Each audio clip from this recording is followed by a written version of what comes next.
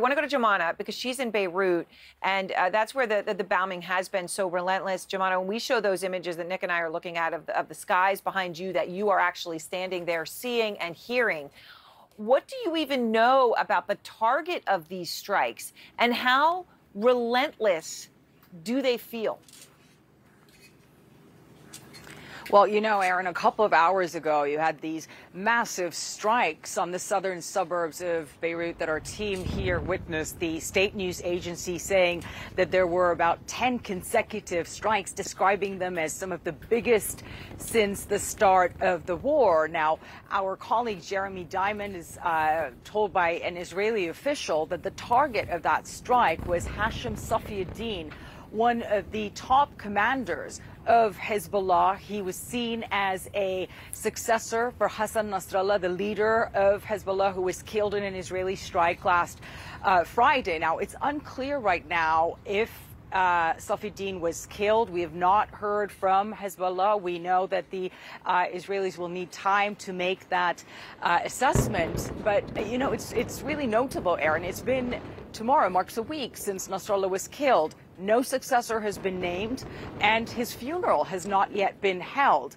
The leadership, the command structure of Hezbollah has been decimated in a matter of days, and there's been many questions about their capabilities right now. But, you know, as you were showing there earlier, they are still carrying out attacks. Hezbollah today claiming that they carried out 32 attacks, they say, on Israeli forces, those trying to make advances. According to Hezbollah, they say that they were trying to make advances into southern Lebanon, as well as carrying out attacks across the border as well. I mean, in the past 24 hours, Aaron, we have seen a real intensification in Israeli bombardment here in Beirut, and as well as in southern Lebanon and in the east of the country as well. And clearly, from what we have seen, it has had a devastating impact on Hezbollah.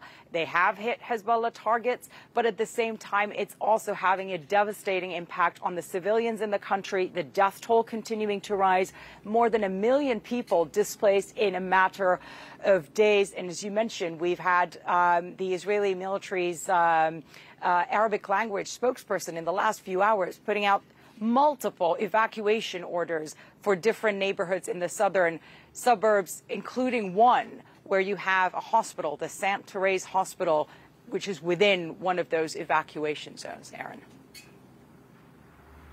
All right, Jumana, obviously an incredibly tense and for many dire situation in Lebanon tonight. Thank you very much. Jumana is live in Beirut. She continues to be up because, as we have seen over these hours and last night in these hours, when if anyone who was watching, you know, here there were drones that the Houthis have taken credit for at this point, responsibility for, just exploding off the coast of where we are in Tel Aviv. Jonathan Conricus is with me now here in Tel Aviv, former spokesman for the Israeli Defense Forces.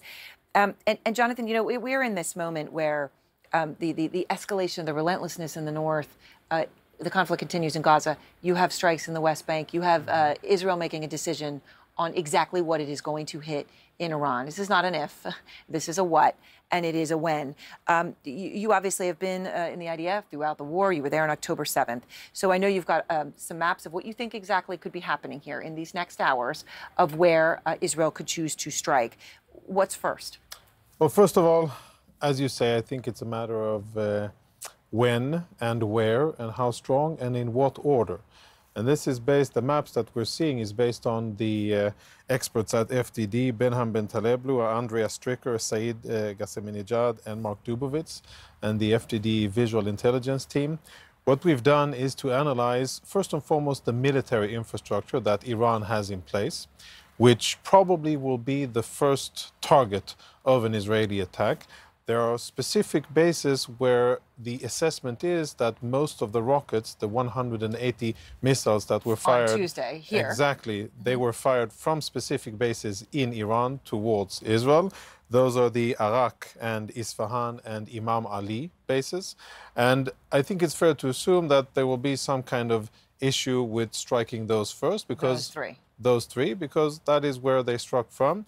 Important to mention that the Iranians do have air defenses, and in any future scenario, Israel will want to take care of those air defenses in order to facilitate other attacks Are they on other confident locations. they can do that? Because one thing they don't, or that you don't want to have happen, is what happened to the Iranians, right? I mean, a lot of things came through, but they didn't hit the targets. They didn't do massive destruction everywhere. Obviously. Israel can't afford for that to be the outcome of what you do. No, and that's not how Israel operates. That's also one of the differences between having a plane with a pilot and fifth-generation capabilities versus a missile that is fired from hundreds of kilometers away and only has limited ability to actually pinpoint the strike. When there's a pilot in the cockpit and very good intel, the chances of striking, yes, are much higher. All right, so you talk about those 3 sites where the missiles were launched from that you think there would definitely be strikes there. Right. President Biden, we heard a moment ago, say he's open to strikes on oil facilities. Some believe that that's deeply escalatory, but I know you believe that should be on the table, and you have gone through specific infrastructure that you think right now, if you're in the Israeli war cabinet, that they are targeting for this strike. Yeah. So, I mean, what we're talking about is there's about 14 major oil refineries and oil related locations spread all over Iran. Some of them are, most of them, of course, along the sea. That is where they export from. Many people are familiar with Kharj in the western part of the coast, and of course Bandar Abbas. But there's many other locations that are very vital to the economy of the Islamic Republic.